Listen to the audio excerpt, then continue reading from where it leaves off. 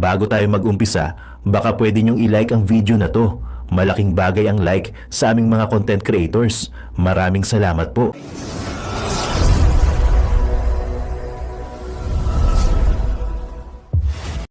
Sino ba ang mga lulong? Hindi niya sinagot. Parang ang pagkakasagot niya dito, hindi ko maalala, pero abangan. Diba? Kung tama ang aking pagkakaalala, abangan. Yung pala, hindi niya sasabihin kung sino yung lulong sa droga, yung lulong sa krimen, yung lulong sa korupsyon. Hindi niya sinabi kung sino yung lulong. Hindi pala yun ang ibig niyang sabihin na aabangan. Ang aabangan niya lang pala natin ay itong kanyang komersyal. 'Di ba? Parang ito si Amy, iniikot-ikot tayo. Kasi parang parang tatandaan po natin, hindi naman lingid sa kanya, nandoon siya. Actually, unang sinabi sa malakihang venue ni Tatay Digong na bangag si Marcos, si BBM. I was there, I was even in front. Narinig ko pong live yun. Nandoon din si Amy, nandoon din si VP Sara. So, alam na alam niya, hindi mapagkakaila that this is public knowledge, so hindi po tayo nagpe-fake news. Binansaga na bangag ni Tatay Digong yung kapatid mo, Amy. Tapos meron kang lulong na sinasabi, lulong sa droga. Sino yun? Puro ka pa da, please. Diba? Sabi mo, sasabihin ninyo. Sabi mo, aabangan namin. Yung pala, ang inabangan, ang dumating, komersyal mo. Coach Oli, relax ka lang. Kasi may plano yan. Yan lagi sinasabi ng mga Iminatics. May strategy yan. Diba? Antay ka lang. Okay, mag-aantay. Sabi ko nga sa inyo, susuportahan ko to, aaraw-arawin ko pagsuporta kay Amy. Basta dalawa lang. Hindi salita, gawa. Pangalawa, gawin niya before the election. Kasi kung papangakuan tayo, nasasabihin niya kung sino yung lulong sa droga, sino yung lulong sa krimen. Puro siya hearing. Wala namang sinasampahan ng kaso. Hindi naman niya sinasampahan ng kaso. Hindi naman niya tinutumbok yung kapatid niya.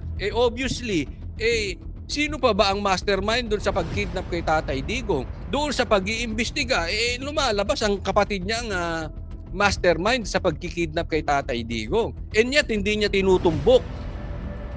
Inikutan niya ng lahat. Sinisi niya ng lahat ng mga nakapaligid kay BBM. Pero hindi pa rin niya sinisisi yung kanyang kapatid. Lumalabas dito, nililigtas niya lang yung kapatid niya.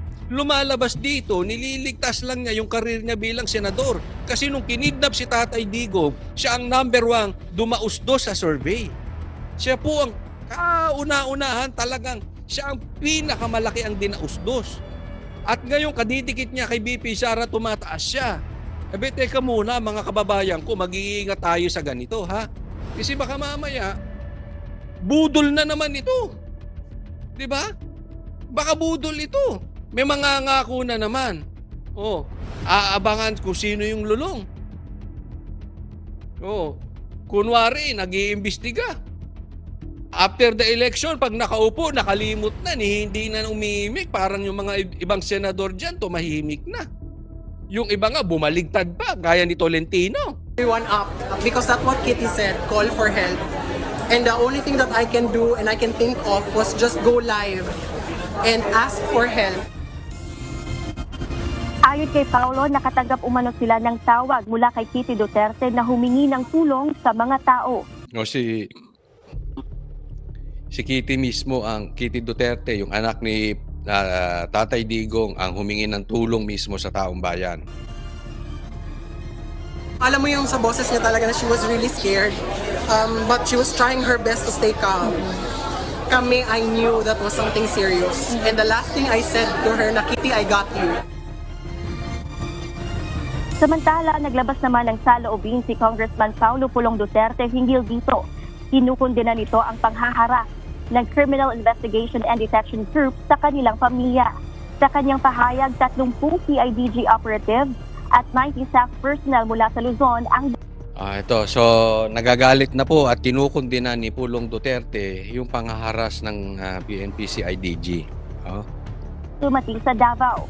At sinabi nitong nakadocument ang lahat at kinukuha nila ang mga pangalan ng sangkot. Samantala, itinanggi naman ng CIDG ang naging pahayag Oh, yan. Okay, tinatanggi ng CIDG. ni Congressman Pulong Duterte sa umano'y panghaharas nila sa kanyang pamilya.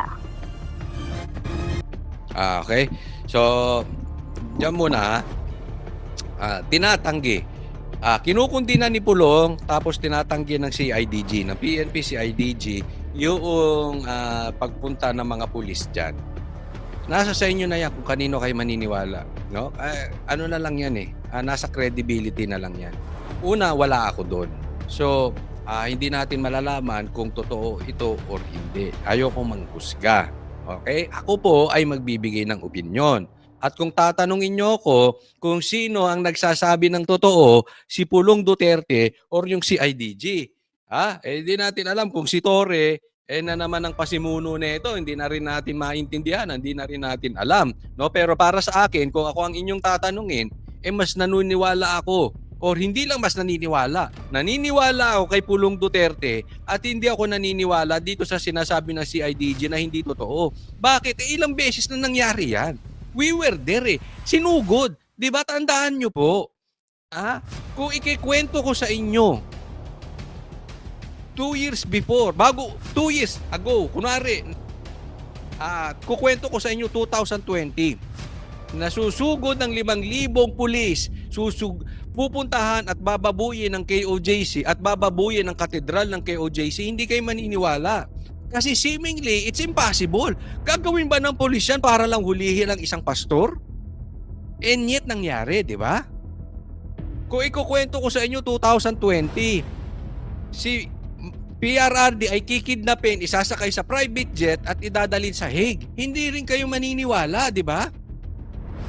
Maraming hindi maniniwala. Pero, nangyari.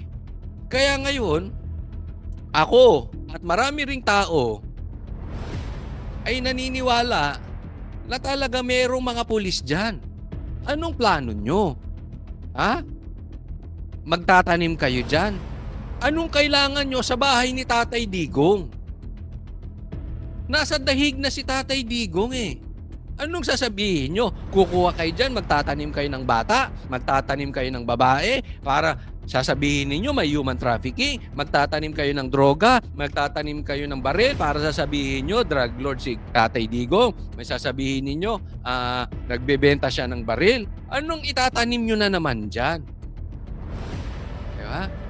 Hindi nyo masisisi yung mga taong katulad namin kung hindi na naniniwala sa inyo. Dahil yung mga pinaggagawa nyo, kayo gumawa niyan, hindi naman kami. Kayo may kalokohan dyan eh. Diba? Sino bang may kasalanan? Alright, magandang araw sa inyo mga babayan. It's me again, Boy Sardinas, isa sa miyembro ng Banateros Vloggers. So mga babayan, napanood nyo yung preview. Nako, mukhang talagang modus lang talaga tayong pinagagawa ni Amy Marcos, no. Medyo nung nakaraan bumibilib tayo. Pero syempre, dito kay Boss Oli, no, Coach Oli, naamoy niya, na-analyze niya yung mga ginagawa ni Amy Marcos. Totoo nga yung sinabi ni Coach Oli na parang ano lang to pampababango lang yung kanyang ginagawa. Kasi dapat kung bumabanat itong si Senator Amy, dapat i-target mo na kung sino talaga yan. Dapat targetin mo yung kapatid mo. Kaso parang pinagtatanggol pa rin niya Tama di ba mga babayan? Di ba no nakaraan, parang bilib na tayo sa nakaraang vlog natin. Pero itong sinasabi ni Coach Oli, napanood nyo yung preview, di ba? Ito meron tayong hihintayin kay Amy Marcos. Yung sinasabi niya na hintayin nyo na meron siyang pasabog noon pala, commercial lang pala yung lulong. Sino ang mga lulong sa droga? Dapat i-target mo yung kapatid mo, Senator Amy. Kasi 'di ba kita niyo naman, banat siya rito, banat doon, banat dito, banat doon. Kaso walang nangyayari hanggang sa usapan lang. Dapat kasuhan talaga yan, makulong. At ay ang gusto dito ni Coach Oli, Banateros Brothers, isa sa membro ng Banateros Brothers si Coach Oli, i-target mo na kung sino ba talaga yan, di ba? Baga pinapaikot-paikot po tayo mga babayan, no? Kasi lalo mamaya pag matapos tong eleksyon, mamaya manalo siya. Tapos hanggang salita lang naman yung mga sinasabi niya, dinabudol na naman tayo, Diyos ko. Mga babayan, syempre isa tayo sa membro ng Banateros Brothers. Kung ano yung sinasabi ng mga boss natin, doon na lang tayo. Kasi sila ang mas magagaling. Kaya ito yung mga reaction natin, yung napapanood nyo is mga video po nila. Nandun yung full video. Napanood nyo naman yung preview pa lang, no? Grabe, maganda yung kanyang commercial, no? Ang mga lulong. Hindi niya, dapat patamaan mo yung kapatid mo, Senator Amy, kung sino ba naman talaga yung lulong. At alam mo naman yan kung sino talaga yung lulong. At alam ng buong Pilipinas yan. Ngayon, sa revista mo, no, hindi mo tinatarget kung sino ba talaga ang lulong, puro ka parinig, no, puro ka parinig, no, tapos babanatan mo yung mga bataan ng kapatid mo, kaso hanggang dun lang. Sayang lang yung mga laway na binibitawan mo dyan, Senator Amy, no? Halip na bumibilib na nga kami, syempre napanood natin si Coach Oli, tama nga siya, no? Baga parang iniikot-ikot lang ang mga taong bayan. Kawawa lang tayo pagka ito ay nanalo. Dapat ngayon pa lang, bago pa lang matapos ang eleksyon, gumawa ka na, Senator Amy, ng isang bagay na talagang maganda, no? Yung talagang sapulin mo dapat sila, dahil puro parinig lang at parang pagtatanggol lang sa kapatid mo yung ginagawa mo. Tama nga si Coach Oli, Diyos ko. So mga babayan, anong petsa na ngayon? Alam nyo na ang mangyayari. Huwag nyo pong kakalimutan ang team ni Tatay Digong. Yung mga subscribers natin dyan ay kalimutan nyo muna yung iba. Basta straight 10 tayo, no? Straight 10 tayo, unahin muna natin sila. Kailangan makapasok po itong straight 10 ni Tatang Digong para yung mga impeachment na yan mawawala. Yung mga hearings about sa mga maritesan, nawawala yan, no? Kasi ayaw po ng Duterte na puro maritesan lang ang pag-uusapan dyan sa hearing. Dapat ang pag-uusapan po natin kung ano ikakaganda ng Pilipinas. Nakita nyo naman yung mga nakaupo ngayon, di ba? Wala nang pinag-usapan sa ikakaganda ng Pilipinas. Puro marites, pagbanat sa Duterte, pagbanat ganito, ganyan. Tinan nyo mga babayan, isipin nyo, hindi ba ito vote buying? Yung araw ng eleksyon, itong palapit na eleksyon, ay merong mga nagbibigay ng mga akap, tig 5,000 sa bawat isang tao. Di ba? Bakit mo itatiming yan ganitong panahon? Di ba? Bakit mo itatiming sa panahon din ito, nagbebenta ka ng 20 pesos per kilo na bigas? Kitang-kita naman talaga natin, yan isang strategy ng isang vote buying. Pero walang napaparusahan, di ba? Kasi sila ang nakaupo. Di ba? Ngayon mga babayan, bawi tayo sa kanila. Ngayon, pagdating natin sa upuan, kung tayo ay boboto na, straighten nyo po yung Team Duterte para po ay matapos na itong mga problema natin. Alam ko, asar na rin ho talaga kayo sa mga pinaggagawa ng administrasyon. Di ba? Baga tawag dito, wala ka nang makikita sa balita, sa mga vloggers, di ba? Puro mga nalang mga maritesan. Ala namang ibinalita na magandang nangyari sa Pilipinas. O ito, meron tayong project, meron tayong ganito, ikakaganda ng Pilipinas. Wala ho mga babayan. Puro pamumulitika. Ngayon mga babayan, sinisigurado ko sa inyo, pag nanalo ang straight 10 na to, puro ikakaganda ng Pilipinas ang gagawin ng mga ito. Okay? At kami yung mga Banateros vloggers, yan na rin yung iba-vlog natin. Halimbawa dito ako kay Pastor Kibuloy. Okay, kunyari nandun ako kay Pastor Kibuloy. Nanalo na siya. Pupunta kami kay Pastor Kibuloy. Sasama kami sa mga proyekto niya. Yun ang usapan namin nila Tol J. Guevara. Kunyari si Pastor may pautos sa amin, papunta ka ng Cebu. Okay, ito kalahating milyon, dalhin mo doon, Boy Sardinas. At itulong yun, ibablog natin. As mapapanood nyo yun sa SMNI. Yun ang usapan namin ng Banateros Brothers, sila Tol J. Guevara. Di ba? Yun ang napakaganda. Hindi yung maritesan. Di ba? yung maiba-vlog natin, ipapakita sa social media natin, dito sa sa YouTube natin, sa Facebook, ay yung ginagawa ng mga nakaupo, no? Yung pagtulong, yung pagpapaganda sa Pilipinas, hindi yung puro marites. Nakakasawa na yan, di ba? Alam nyo kung paano ito matatapos, mga babayan, pag nanalo na itong Duterte. Okay, so mga kababayan, no, ito ipi-play natin itong full video kay Coach Oli. Paki-subscribe po yung boss namin. Yan, pag minsan kay Boss Banat ba yung ating content, kay Tol J, Master to J. Ito kay Coach Oli naman tayo. So ganito mga babayan, kayo na mag-analyze sa mapapanood nyo. Preview pa lang po yung napanood nyo, mahaba-haba ito, no? Kayo na mag-analyze dito kung talaga bang dapat nyo pang iboto si Amy Marcos. Okay?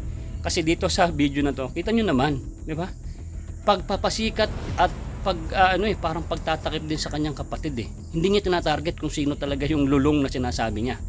Okay mga babayan, kung nagustuhan mo itong ating vlog, paki-like and subscribe po. I-play mo na yung boy. Panoorin mo guys. Panoorin nyo. Kumare, maraming salamat po sa mga nag-like. Shoutout po sa inyo. Nakikita kita. Yan ganda-ganda ng kumare ko dyan. Gwapong-gwapo yung mga subscribers ko dyan. Paki-like po. Maraming salamat po sa inyo. And play mo na yung boy. Let's go! Pero gusto kong magbigay kayo ng komentaryo bago ko i-play ito. Ano sa tingin ninyo, etong mga pinaggagawa ni Amy?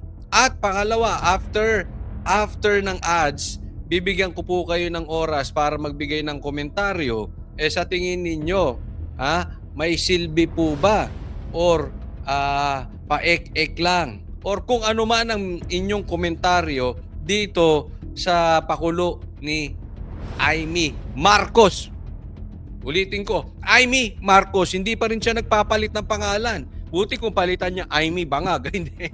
Basta Amy Marcos pa rin ang kanyang apelyido. Tuloy po tayo. Galit ako kay Lulong. Lulong, linta, ulupong, laso, oportunistang nasa gobyerno. Ang aking panata, labanan si Lulong. Lulong sa droga, lulong Nako! sa krimen. Nako! Nagsukunwaring nag-aabot ng tulong, ngunit lulong sa korupsyon. Galit tayo sa buwaya, sa kapangyarihan ay lulong! Kung walang lulong, lahat susulong. Isinulong ang mahigit 800 bills at 91 laws, Senator Amy Marcos, number 39 sa balota. Sige nga, sige. Anong sa tingin ninyo ang magbibigay ninyong komentaryo patungkol dito sa commercial ni Amy? Ulitin Galit natin. ako kay Lulong. Lulong, linta, ulupong, laso, oportunistang nasa gobyerno. Ang aking panata, labanan si Lulong. Lulong sa droga, lulong sa krimen. Nagkukunwaring nag-aabot ng tulong, ngunit lulong sa korupsyon. Eto lulong sa droga, lulong sa korupsyon, lulong sa krimen. Galit tayo sa buwaya, sa kapangyarihan. Yan. Pero teka muna. Ito, ako naman ay natutuwa sa mga pag-iimbestiga ni Amy. Just to balance things, maganda yan kasi nakakatulong siya patungkol dito sa mga pang-aabuso sa mga Duterte. Pero sa ngayon ay puro palang salita. Puro ganyan. Naaalala nyo? Noong siya ay nag-press con, meron siyang binanggit na lulong. Tapos, tinanong ng isang media, sino ba ang mga lulong? Hindi niya sinagot. Parang ang pagkakasagot niya dito, hindi ko maalala, pero abangan. Diba? Kung tama ang aking pagkakaalala, abangan. Yung pala, hindi niya sasabihin kung sino yung lulong sa droga, yung lulong sa krimen, yung lulong sa korupsyon. Hindi niya sinabi kung sino yung lulong. Hindi pala yun ang ibig niyang sabihin na aabangan. Ang aabangan niya lang pala natin ay itong kanyang komersyal. Diba? Parang ito si Amy, iniikot-ikot tayo. Kasi parang parang tatandaan po natin, hindi naman lingid sa kanya. Nandoon siya. Actually, unang sinabi sa malakihang venue ni Tatay Digong na bangag si Marcos, si BBM. I was there. I was even in front narinig ko pong live yon. Nandoon din si Aimee, nandoon din si VP Sara. So, alam na alam niya, hindi mapagkakaila that this is public knowledge, so hindi po tayo nagpe-fake news. Binansaga na bangag ni Tatay Digong yung kapatid mo, Aimee. Tapos meron kang lulong na sinasabi, lulong sa droga. Sino yun? Puro ka pa da, please. 'Di ba? Sabi mo, sasabihin ninyo. Sabi mo, aabangan namin. Yung pala, ang inabangan, ang dumating, commercial mo. Coach Oli, relax ka lang. Kasi may plano yan. Yan lagi sinasabi ng mga Iminatics. May strategy yan. 'Di ba? Antay ka lang. Okay, mag-aantay. Sabi ko nga sa inyo, susuportahan ko to, aaraw-arawin ko pagsuporta kay Aimee. Basta dalawa lang. Hindi salita, gawa. Pangalawa, gawin niya before the election. Kasi kung papangakuan tayo, nasasabihin niya kung sino yung lulong sa droga, sino yung lulong sa krimen. Puro siya hearing. Wala namang sinasampahan ng kaso. Hindi naman niya sinasampahan ng kaso. Hindi naman niya tinutumbok yung kapatid niya. Obviously, sino pa ba ang mastermind doon sa pagkidnap kay Tatay Digong? Doon sa pag-iimbestiga, lumalabas ang kapatid niya ang mastermind sa pagkikidnap kay Tatay Digong. And yet, hindi niya tinutumbok. Inikutan niya ng lahat. Sinisi niya ng lahat ng mga nakapaligid kay BBM. Pero hindi pa rin niya sinisisi yung kanyang kapatid. Lumalabas dito, nililigtas niya lang yung kapatid niya. Lumalabas dito, nililigtas lang niya yung karir niya bilang senador. Kasi nung kinidnap si Tatay Digong, siya ang number 1 dumausdos sa survey. Siya po ang kauna-unahan talagang, siya ang pinakamalaki ang dinausdos. At ngayon, kadidikit niya kay BP Sara, tumataas siya. Teka muna mga kababayan ko, mag-iingat tayo sa ganito, ha? Kasi baka mamaya, budol na naman ito. 'Di ba? Baka budol ito. May mga ngako na naman. Aabangan kung sino yung lulong. Kunwari, nag-iimbestiga.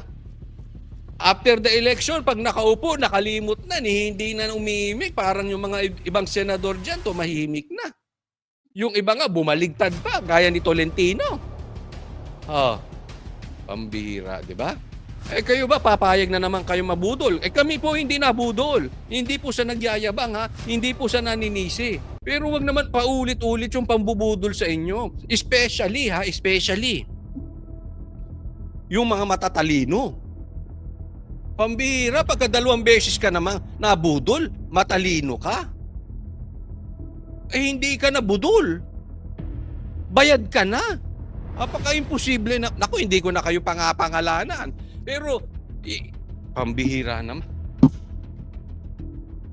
Ang dami diyang matatalinong mga viewers. Ha? Ang dami diyang matatalinong mga taong bayan. Ang dami diyang mga matatalinong vloggers. Pambihira naman, pabudol naman kayo na. Huwag naman ganon. Okay? Ulitin ko. Hindi pa naman final ito Kasi sabi nga sa Banateros, pag tama, palakpakan, pag mali, banatan. And I think mali itong ginagawa ni Aimee until yung salita niya ay back-upan niya ng gawa. Okay yung ginagawa niya Ay okay yung sinasabi niya Pero dakdak pa lang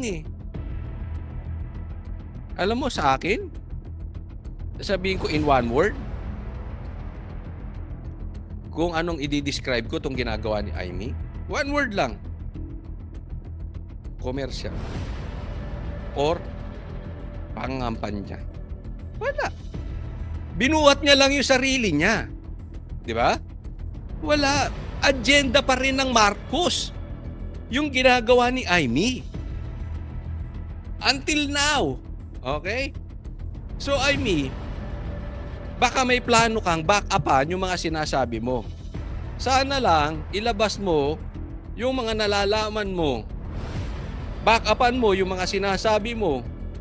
Gumalaw ka, hindi ka puro salita before the election. Tandaan po natin, before the election. Kasi as of now, hindi natin kailangang iboto si Amy. Pasintabi na po doon sa mga matatalino na supporters ni Amy. Pasintabi na sa inyo.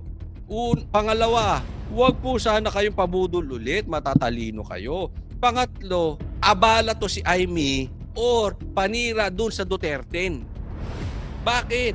Kasi kung pumasok si Amy, posibleng may matanggal doon sa Duterte.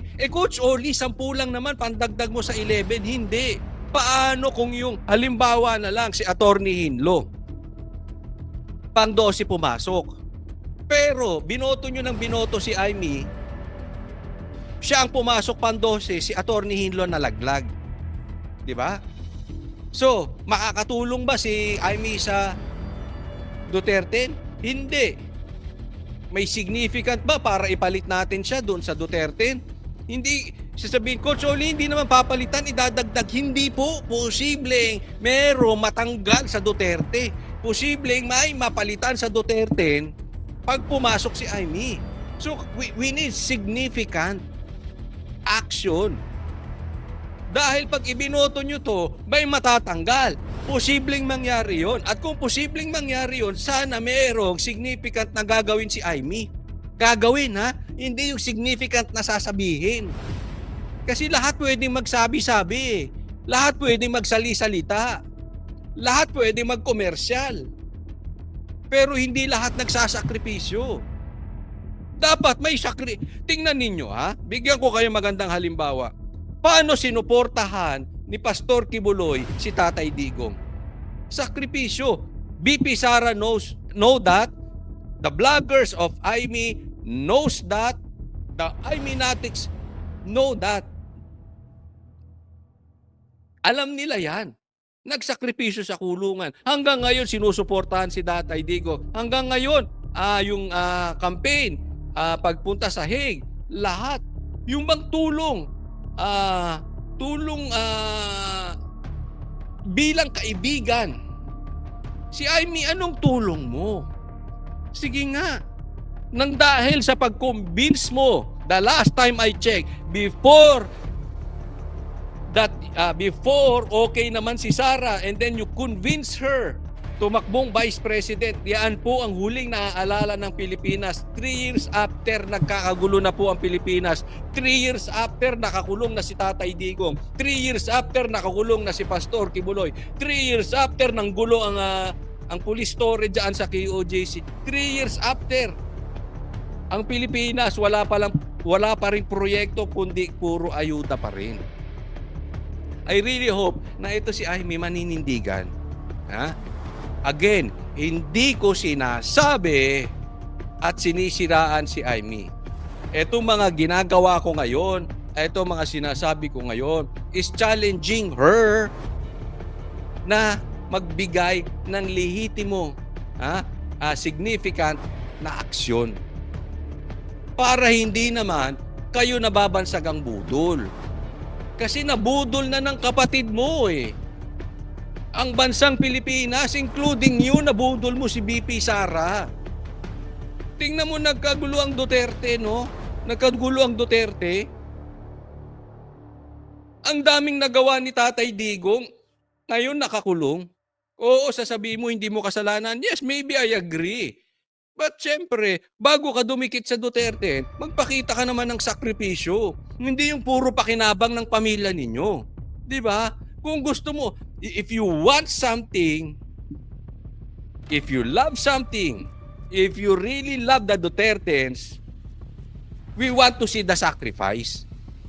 Hindi Siya ngayon ang nangyayari parang pakinabang. Naging presidente yung kapatid mo, nailibing yung tatay mo sa libingan ng bayani. Ikaw dumadaus-dus na yung karir mo pagka-senador, ngayon tumataas na naman.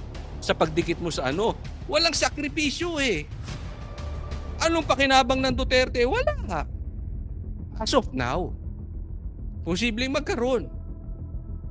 Posible naman. So pakigawa. Para hindi naman puro pakinabang lang, Amy. Meron namang mapala ang Duterte, ang Duterten, at ang taong bayan.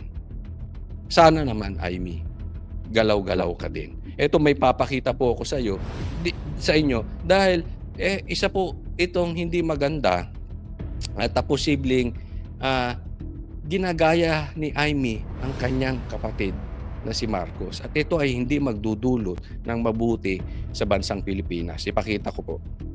Merong post si Banatbay. Basahin ko yung post ni Banatbay 2.0. May nasagap akong balita. Si Mangga daw nag-hire ng mga vloggers to campaign for her. Laki daw bigayan. Gaano katotoo ito? Here we go again. Okay? Una, may nasagap si Banatbay na si Mangga daw. So I assume, hindi ko alam, hindi ko sure kung sino tutukuyan dito ni Banatbay. But alam naman natin may sinabi si Sara na Mangga. At after nun, yun man ang tinutukoy ni BP Sara or hindi, after nun, ang tawag kay Aimee ay Mangga. Para dun sa hindi nakakaalam, bakit Mangga? Mangga gamit po. No? So, ganyan na po ang bansag kay Aimee at kay BBM. Pero ito ay talagang patukoy kay Aimee. Nag-hire namang vloggers to campaign for her. Laki daw bigayan. Gaano katotoo ito? Actually, hindi lang kung si Banatbay nga ang tinutukoy niya rito ay si Aimee, no? Actually, hindi lang naman, hindi ko sure kung si Aimee nga ang tinutukoy, hindi naman namin napag-uusapan to. No? Pero para sa akin, kung si Aimee nga ang tinutukoy ni Banatbay dito, hindi lang po si Banatbay ang may nasagap na balitang ganyan. Actually, before pa, may nasagap na kami. Even after the election, nung nanalo na yung kanyang kapatid bilang president, may nababalitaan na kami. Kaya nga sabi namin, teka muna, meron talagang nagtatanggol kay Aimee. Meron talagang Aimenatics. No? Kasi nabalitaan namin ito. Ako personally nabalitaan ko ito. Okay? So, ibig sabihin, talagang pagkaupo pa lang ni BBM, siguro, sa tingin niya, kung totoo man yung nabalitaan ko or hindi, posibleng hindi talaga maganda ang magiging performance ng kanyang kapatid. Una. So, nasa isip niya na yan, kailangan niya ng vloggers to protect her. Pangalawa, posible rin na may pangarap siya talaga na hindi lang pagiging senador. Maybe higher, di ba? Siguro, baka mamaya in the future ay gusto nitong maging president or vice president. Kaya nga po, possibility lang po kasi ang aga ng nabalitaan kong pag-hire niya ng vloggers.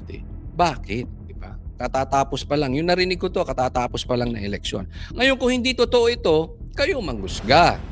Pero kung totoo ito, kayo rin humusga.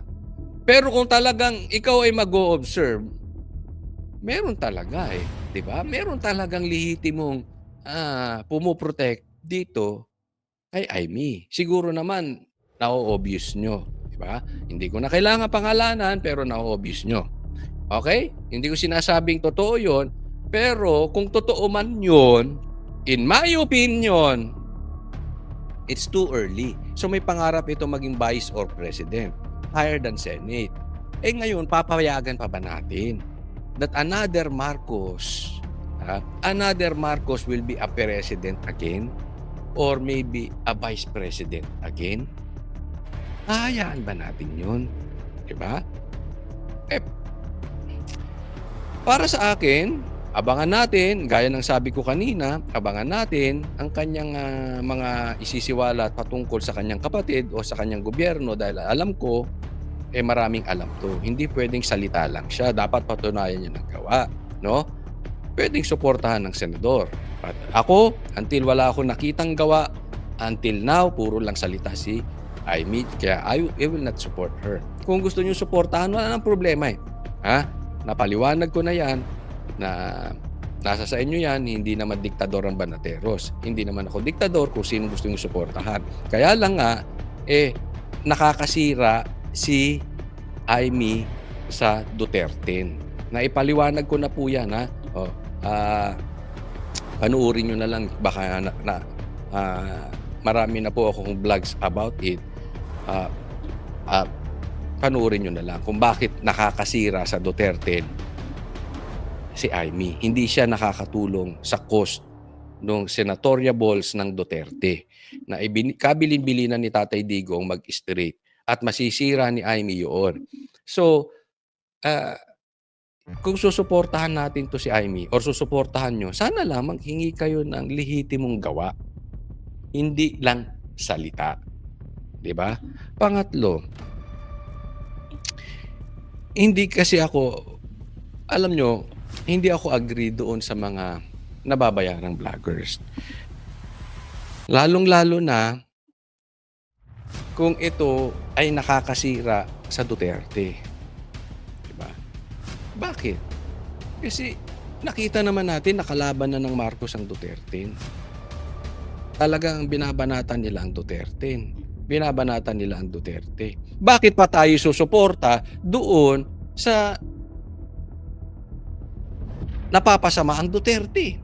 Saan ba napasama ang Duterte kundi sa Marcos? So sasabihin nyo, hindi naman Hindi naman si Bibi. Hindi kasalanan ng kapatid. Ang ginawa ng kapatid. Oo, pero wala naman siyang ginagawang aksyon. Di ba? Hindi siya pwedeng mag-aktong kapatid dahil senador siya.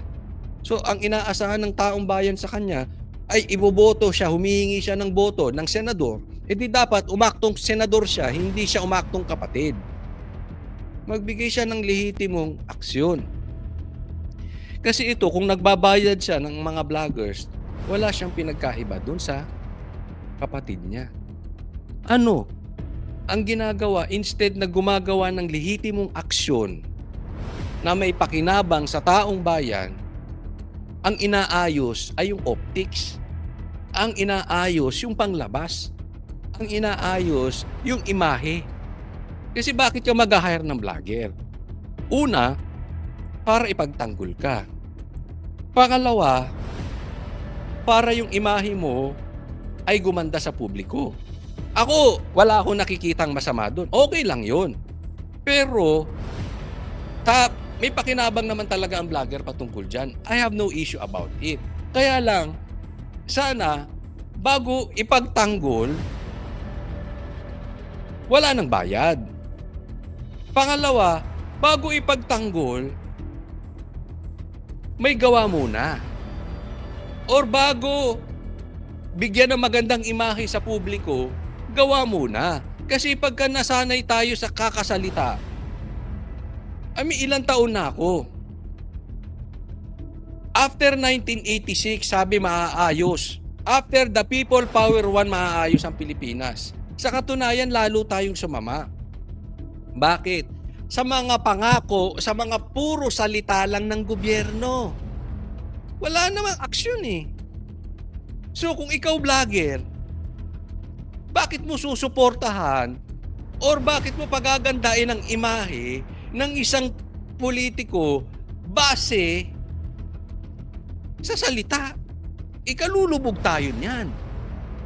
Dapat, walang masama kung ipopromote mo ang isang kandidato, meron ka ng hawak na proof. Meron ka ng hawak na gawa. Paano ba nakabalik si Amy? Dumausdos na ang ano niya na. Dumausdos na ang survey ni Amy. Bumagsak na yan. Paano ba nakabalik yan? Dahil dumikit sa Duterte. Sana, kung yun ang cause ng pagbalik niya at tumataas na naman sa survey, sana yung mga vloggers niya magkaroon ng lehitimong action coming from Amy bago nila i-promote. Wala pa naman I have nothing against dun sa mga vloggers. Kasi baka mamaya, yung iba dyan, kaibigan ko pa. So this is not personal. Hindi ko po kayo pinipersonal. Ang sinasabi ko lang kay Amy, huwag niyang gayahin yung kanyang kapatid. Na inaayos niya yung optics. Inaayos niya yung imahe. Inaayos niya yung pagtatanggol. Hindi po. Ang ayusin mo yung baha. Bakit may baha despite of the call of the budget. 'Di ba? Bilyon-bilyon, may baha pa rin. Bakit may bansag sa yung bangad despite na call ni PRRD na bangag ka, tapos call ng mga tao na magpa-drug test ka? Walang action coming from Mark BBM. 'Di ba? Yung gutom, yung pagtaas ng presyo, yung 20 pesos na bigas, 'di ba? Hindi naman nila sinolusyonon yun eh. Nagbigay lang sila ng 20 pesos na bigas dyan sa Visayas. Kaya nga pinahinto ng COMELEC yan dahil yan nagiging mistulang vote buying. 'Di ba? So dapat yan, inaasikaso ni Marcos, ni BBM, teka muna, ayusin natin yung bigas, bababain natin yung presyo. Hindi yung panglabas lang, hindi yung optics lang, hindi yung imahe lang sa taong bayan. Nagbigay ka ron ng 20 pesos na bigas sa Visayas lang. Doon sa Visayas lang may Pilipino? Madalian lang. Lahat na lang gagawin natin during the election. Same thing ka, Amy. 'Di ba? Ngayon maganda ginagawa mo, parang yung ginagawa ni BBM na 20 pesos ng bigas diyan sa Visayas. Pero para sa atin puro salita lang 'yan, walang gawa. Bakit ka mo? Yung 20 pesos sa Visayas lang at hindi niya kaya i-maintain 'yan throughout his career or presidency. Hindi niya mami-maintain 'yan. Ganun din si Amy. Parang lahat ginagawa ngayong eleksyon pero wala pang lehitimo na magkakaroon ng pakinabang sa taong bayan even after the election. Yun ang gusto naming makita. Yung pakinabang even after the election. 'Di ba? Huwag na po natin pag-usapan kung talagang nagbabayad ng vlogger si Amy or hindi. Para sa akin, sinasabi ko lang, ba Amy, kung totoo ito, ang ayusin mo yung action. 'Di ba? Wag naman sana. Ngayon sa hindi ko alam kung mga kasama natin na mga nagpapabayad, baka may mga pangangailangan ko 'yan, kayo nauunawaan namin 'yan, Pero sana isang-ayon din natin yung kapakanan ng Pilipinas. Kasi of course, again, posibleng makatulong si Amy. Hindi naman natin tinatanggihan. Pero posible ding makasira si Amy. Diba? So, again, I'm not against dun sa mga vloggers kung bayad man sila or kung aamin man silang bayad or hindi or totoo man or hindi. Pero sana, bago natin i-promote si Amy, sana lang pakiusap, meron munang lehitimong aksyon. Hindi naman ito kayo pinipersonal. So, hindi ko lang alam, gaya nga ng tanong ni Banat Bay, tanong ko na rin sa inyo mga manonood, or tanong na rin natin yung mga vloggers, gaano katotoo ito? Sana naman, hindi totoo. Okay, next topic po tayo. Okay, tingnan naman natin ito Sinugod po ang bahay ni Tatay Digong. Grabe talaga. Na ngayon na sitwasyon dyan sa bahay ni dating Pangulong Duterte, may nangyari bang raid? Monica, patuloy pa rin ang pagdating ng mga taga-suporta ng dating Pangulong Duterte hanggang sa mga oras na ito at may ilan pa rin na nananatili upang magbantay sa labas ng kanyang bahay at as of the moment, Monica, ay walang nangyayaring search or raid. Muling dumagsa ang mga taga-suporta ni dating Pangulong Rodrigo Roa Duterte. Mamaya bibigyan natin ng komentaryo kasi nagalit na po dito si Pulong si Pulong Duterte. Sige. Sa labas ng kanyang bahay dito sa Davao City kagabi. Ito ay matapos mapanood ng mga Davaoenyo ang isang Facebook Live ng supporter at volunteer ng mga Duterte na si Paulo Lino Canillo. Bagaman walang nangyaring raid kagabi hanggang ngayon, ay patuloy ang pagdating ng mga supporter ng dating Pangulo upang mag-abang at magbantay sa posibleng o manoy gagawing raid ng otoridad sa kanyang bahay. I'm very, very mad because why does it have to be like this? Alam mo yon? But I am very proud na mas in ordinary Davaoenyo, I woke everyone up because that's what Kitty said, call for help. And the only thing that I can do and I can think of was just go live and ask for help. Ayon kay Paulo, nakatanggap umano sila ng tawag mula kay Kitty Duterte na humingi ng tulong sa mga tao. O si Kitty mismo, ang Kitty Duterte, yung anak ni Tatay Digong, ang humingi ng tulong mismo sa taong bayan. Alam mo yung sa boses niya talaga na she was really scared. But she was trying her best to stay calm. Kami, I knew that was something serious. And the last thing I said to her na, Kitty, I got you. Samantala, naglabas naman ng saloobin si Congressman Paulo Pulong Duterte hinggil dito. Kinukundina nito ang panghaharas ng Criminal Investigation and Detection Group sa kanilang pamilya.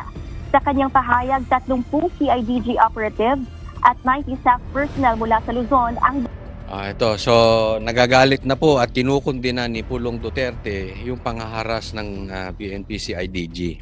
Oh. dumating sa Davao. At sinabi nitong nakadocument ang lahat at kinukuha nila ang mga pangalan ng sangkot. Samantala, itinanggi naman ng CIDG ang naging pahayag Oh, yan. Okay, tinatanggi ng CIDG. ni Congressman Pulong Duterte sa umano'y panghaharas nila sa kanyang pamilya. Okay. So, diyan muna. Tinatanggi.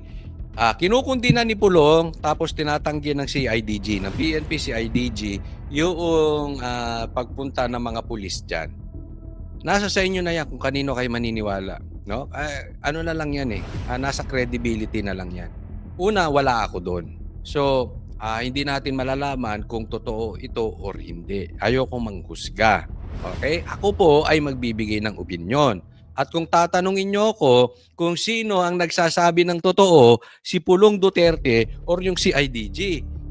Hindi natin alam kung si Torre na naman ang pasimuno nito, hindi na rin natin maintindihan, hindi na rin natin alam. No? Pero para sa akin, kung ako ang inyong tatanungin, mas naniniwala ako. Or hindi lang mas naniniwala. Naniniwala ako kay Pulong Duterte at hindi ako naniniwala dito sa sinasabi ng CIDG na hindi totoo. Bakit? Ilang beses na nangyari yan. We were there eh. Sinugod. Di ba? Tandaan nyo po. Kung ikikwento ko sa inyo, 2 years before, 2 years ago, kunwari, kukwento ko sa inyo 2020, nasusugod ng 5,000 pulis, pupuntahan at bababuyin ng KOJC at bababuyin ng katedral ng KOJC, hindi kayo maniniwala. Kasi seemingly, it's impossible. Gagawin ba ng pulis yan para lang hulihin ang isang pastor? And yet, nangyari, di ba? Kung ikukwento ko sa inyo 2020, si PRRD ay kikidnapin, isasakay sa private jet at idadalhin sa Hague. Hindi rin kayo maniniwala, di ba?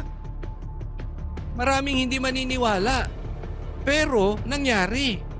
Kaya ngayon, ako at marami ring tao ay naniniwala na talaga mayroong mga pulis dyan.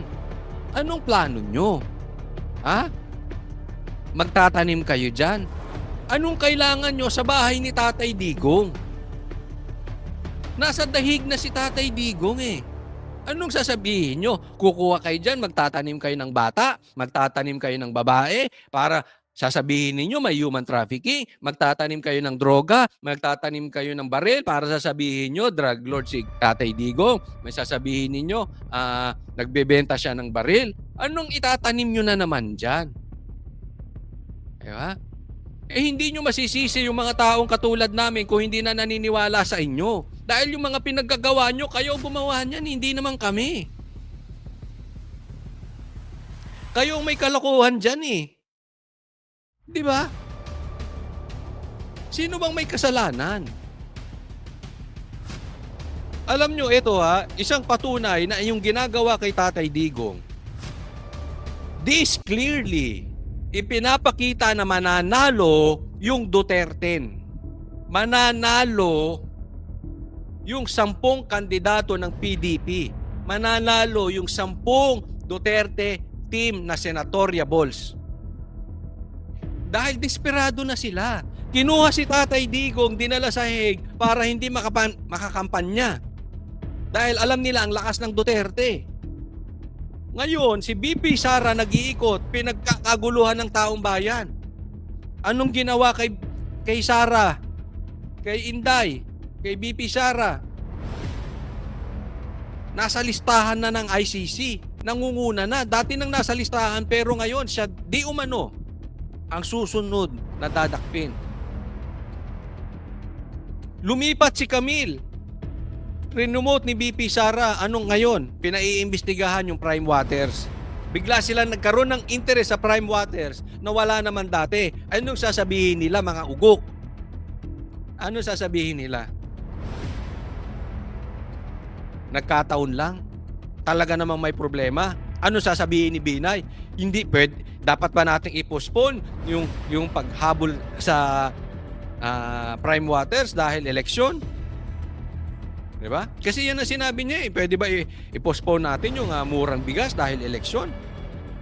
Questionable yung ano eh. Yung mga tirada nila, yung timing. Diba? Lahat ng makakatulong sa Duterte, ginigiba nila. Kasi kung mahina, itong mga 10 senador, sila Pastor Kibuloy, sila Atty. Vic, sila Hinlo, sila Jimmy Bondoc, kung sino-sino pa, yung 10 na yon. Diba? Kung mahina yon, hindi nila kailangan gawin itong mga ito. Ito ay patunay na malakas ang Duterte. Ayaw talaga nila eh. Sabi nyo, nasa dahig na si Tatay Digong. Wala na tayong jurisdiction doon. Ang bahala doon ay ang dahig na. Pero lintik, bakit ginugulo nyo pa yung bahay? Tapos itatanggi nyo. Yan pag isang masama sa kanila eh. Si Tatay Digong, pag sinabing patayin yan, pag naglaban, paninindigan niya.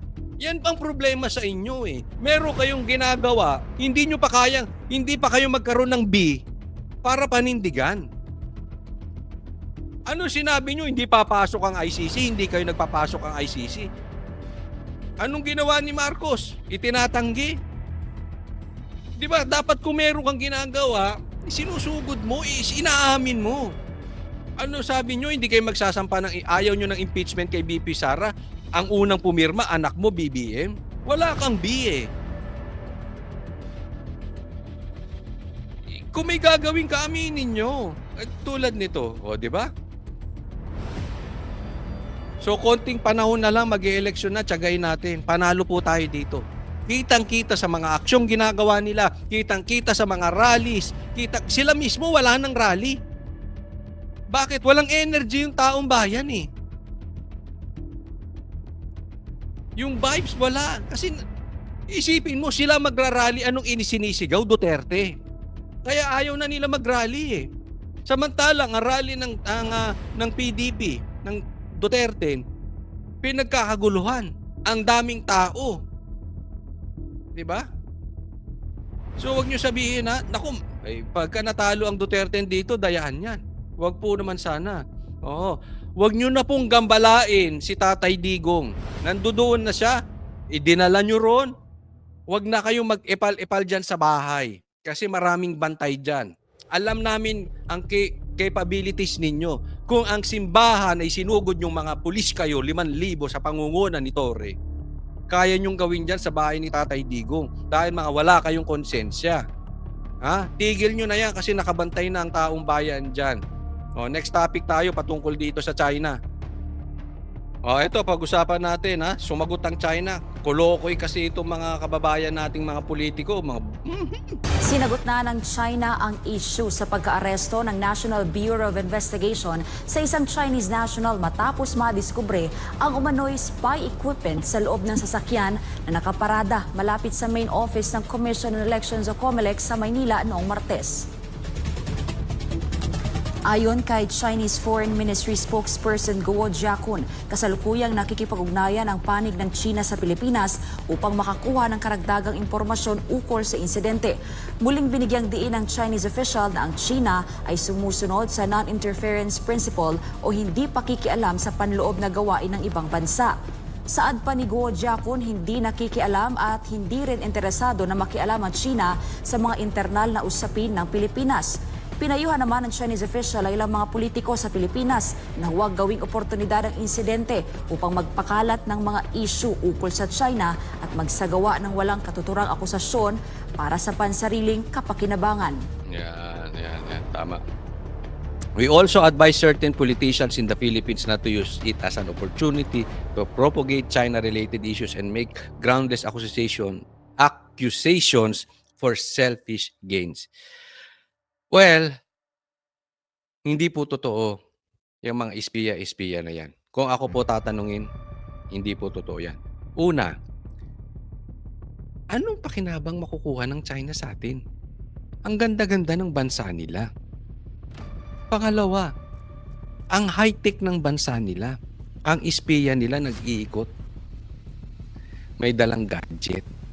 Nag-iikot. Umaali-aligid sa Comelec. Anong kalukuhan yan?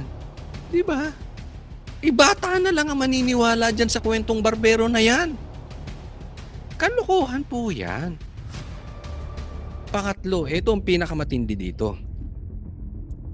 Mga kababayan ko, ito po ang sabihin ninyo doon kung paano nyo ikakampanya ang Duterte. Dahil ito ang realidad na nangyayari sa bansa natin. Kasi meron pong mga swing votes, undecided until now. Yan po ang kausapin natin at bakit kailangan suportahan ang Duterte.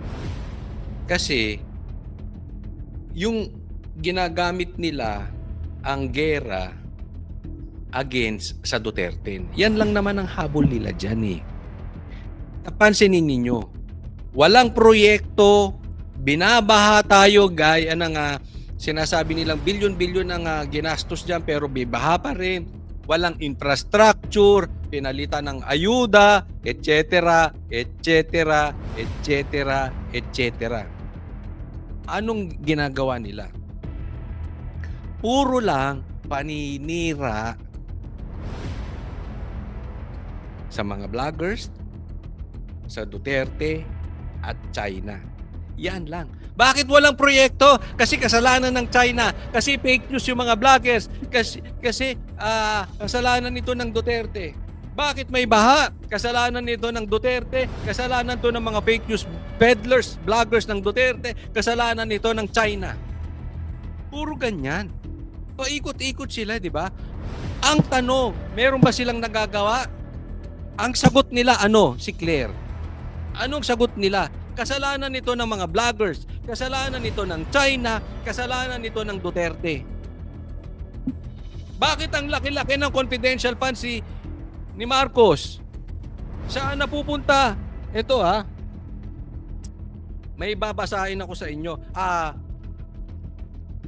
Ihahabol ko. Kasi questionable po yung mga kung saan napupunta yung pera. Tingnan po natin ito Tingnan natin. Eto, basahin ko sa inyo. Ito ang totoong issue Saan ginastos tong perang to? Gold Reserve, 129 billions. PhilHealth, 89.9 billions. Maharlika Funds, 250 billions. GSIS, 62.5 billions. SSS, 62.5 billions. Landbank, 62.5 billions. PDIC, 117 billions. Marcos, confidential funds, 4.5 billions. May confidential funds po si Marcos Baka hindi nyo po alam. Kasi sinasabi, puro yung 150 millions. Billions lang yung kay BP Sara kine-question. Marcos confidential funds, 4.5 billions. Asan yan? Flood control project, 500 billions.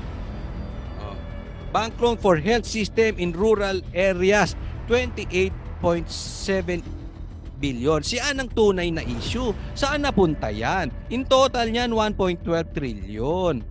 Diba? Yan ang dapat ipaliwanag. Anong isasagot nila dyan? Hindi, kasalanan niya ng mga Duterte, fake news peddlers na vloggers. Kasalanan niya ng China. Kasalanan to ng confidential funds ng Duterte. Di ba? Wala silang lehitimong sagot.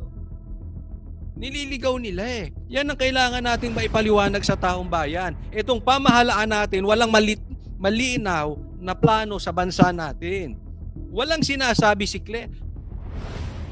Anong ginagawa ni Claire? Banatan lang ng banatan ng Duterte. Anong ginagawa nila sa mga isyong ganyan? Paulit-ulit, again, uulitin ko, fake news peddlers, ang vloggers ng Duterte, China, kasalanan ng Duterte, harapin mo na lang ang kaso mo na ikaw ay may 150 million confidential funds.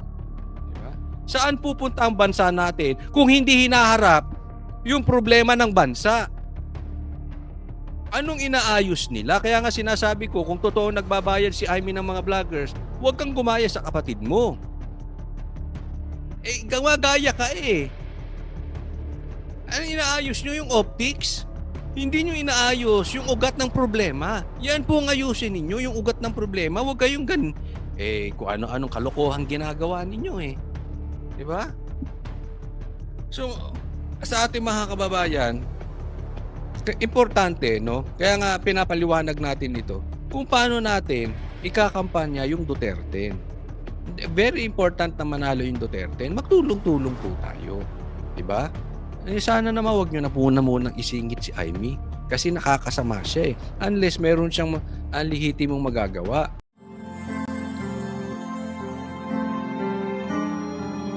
Ano yung melody ng song? Ang bayan ko'y pinagpala pagkat sa amin pinigay ang isang biyaya na mag-aahon sa hirap at dilim ng kahapon at sa bawat Pilipino'y magtatanggol sa bayan ko dati laganap pang-api at dusa sa aming mga mahihirap. Ngunit ikaw ay dumating, sagot sa aming mga dalangin. Muli kaming babangon, mabuhay ka Tatay Digong.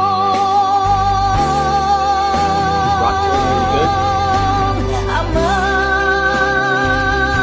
maraming salamat.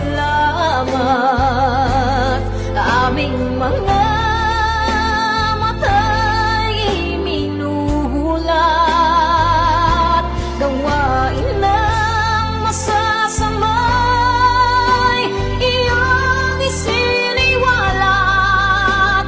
Ikaw lang ang pag-asa naming lahat.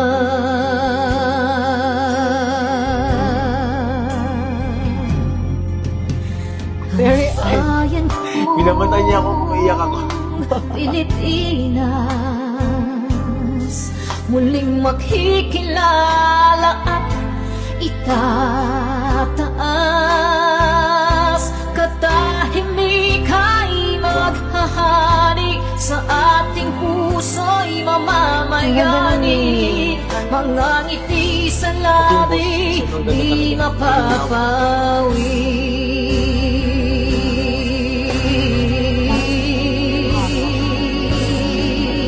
The breathing though.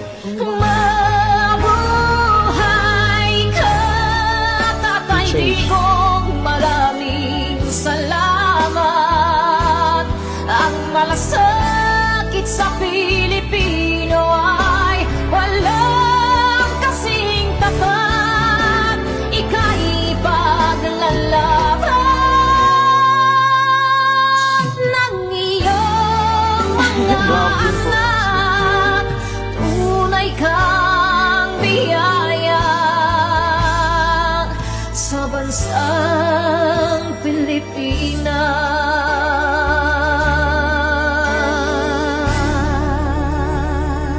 Haba. Gosh. Nay, ito na yung bayad ko sa isa, ano? O, kunin mo yung isa. Isa muna, iyan, no? Tapos, isa pa, di ba? 4 dapat na sardinas, eh. O, yan. 3 na. Pang-4 na sardinas. Okay na.